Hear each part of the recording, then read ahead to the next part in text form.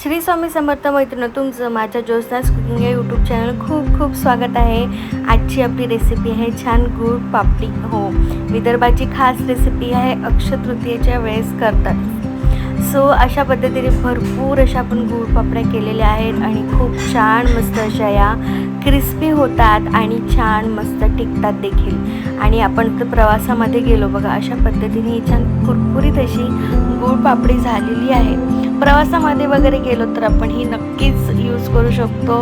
आणि बघा, अशा पद्धतीने आपण हीच रेसिपी या व्हिडिओमध्ये बघणार आहोत मैत्रिणींनो। आणि चला आता आपण रेसिपीला सुरुवात करूया।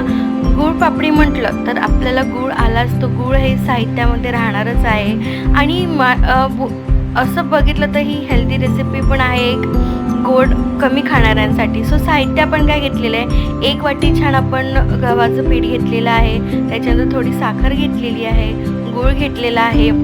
त्याच्यानंतर तुम्ही म्हणाल 1-2 पीठ कसले आहे, एक डाळीचं पीठ आहे आणि एक तांदळाचं पीठ आहे, समप्रमाणात आपण ते घेतलेलं आहे। सो आपण काय घेतलेलं, गूळ घेतलेलं, त्याच्यात आपण साखर घालून घेतलेली आहे, थोडी साखर घेतलेली, गूळ बघा तुम्ही पुष्कळ घेतलेला, चांगलाच घेतलेला आहे। त्या गूळ आपण एकत्र केलेल्या गूळ आणि साखर आणि त्याच्यामध्ये घातलेलं आहे पाणी, आणि ते आपण बाजूला ठेवून घेऊया। आणि त्याच्यानंतर आपण काय करूया, आपण कणिक भिजवायला सुरुवात करूया। सध्या परात घ्यायची आहे, त्याच्यामध्ये आपण घेतलेले आहे गव्हाचं पीठ।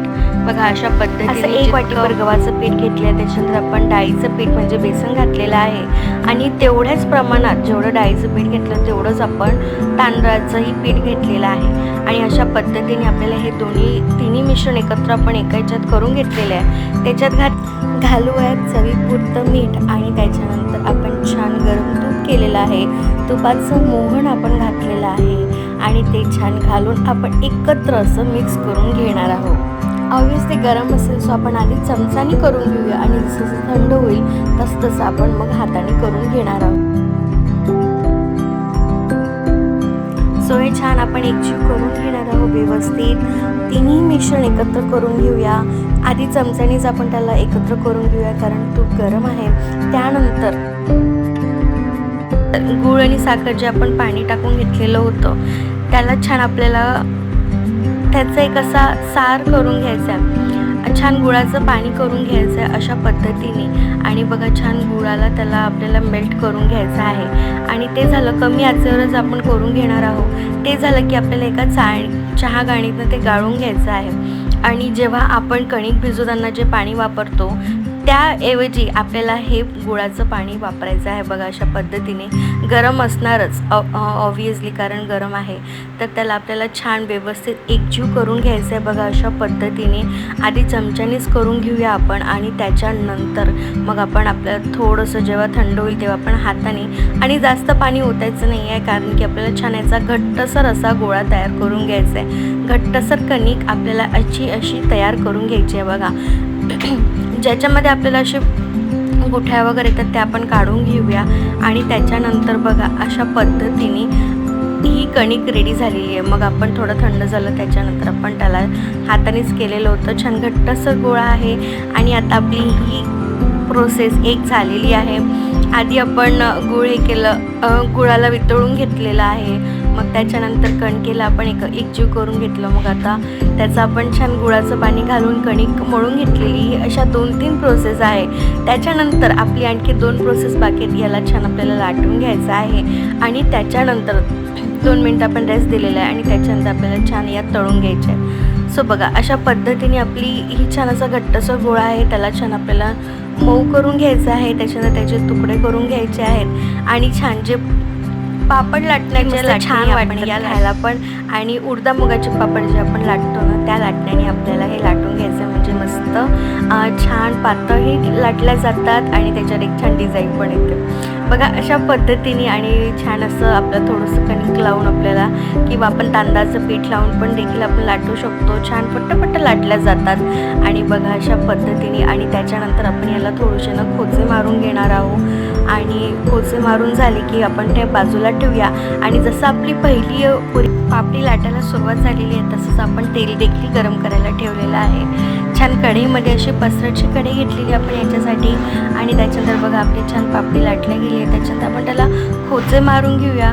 खोचे मारून झाले की 1 ते 2 मिनटं दुसरी पापडी लाटतपर्यंत आपण तिला बाजूला ठेवूया.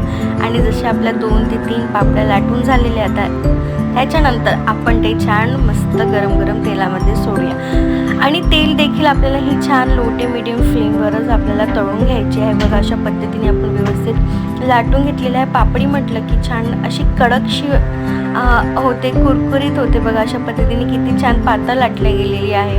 अशाच पद्धतीचा गोळा आपल्याला घ्यायचा आहे. आपण आकार छोटा मोठा आपल्या आवडीने करू शकतो. बघा 2 ते 3 5 6 आपल्या पापड्या लाटून झालेल्या आहेत. त्याच्यानंतर आपण छान मस्त त्याला तळून घेणार आहोत. बघा अशा पद्धतीने लो ते मीडियम फ्लेमवर थोडासा त्याचा रंग असा सोनेरी येतपर्यंत आपण ही पापड्या तळून घेणार आहोत. बघा छान झाले. जेव्हा तळतो तेव्हा ती नरम होते, पण जेव्हा तळल्यानंतर जेव्हा तिला आपण हवेशीर ठेवतो त्याच्यानंतर ती छान अशी कडक येते. मस्त गरम गरम पापड्या खायला मजा येतात. सो अशा पद्धतीने ही रेसिपी आपली आहे, त्याला म्हणतात गूळ पापडी. ही लास्ट स्टेज आहे या रेसिपीची. या तळून झाल्या की छान मस्त आधी हवेशीर ठेवायच्या, थोड्या थंड झाल्या की छान कुरकुरीत येतात. आणि त्या थंड झाल्या की त्याच्यानंतर आपण एका हवाबंद डब्यामध्ये या भरून ठेवूयात, म्हणजे पुष्कळ दिवस टिकतात. प्रवासात किंवा असं कुठे जायचं असेल तर या नक्कीच कामी येतात. कधी घरी काही वाटलं तर आपण या तोंडात घालू शकतो खायला. Food craving. सो अशा पद्धतीने आपली ही गूळ पापडीची रेसिपी रेडी आहे. अशी ही पारंपरिक गूळ पापडी आपली रेडी आहे, छान कुरकुरीत खुसखुशीत होणारी. आणि आपली रेडी आहे रेसिपी. मैत्रिणींनो, व्हिडिओ आवडला तर नक्की लाईक करा, ही रेसिपी करून बघा आणि चॅनलला सबस्क्राईब करायला विसरू नका. चला आता या व्हिडिओचं इथेच करते. श्री स्वामी समर्थ. बघा मस्त कुरकुरीत झाली ना गूळ पापडी.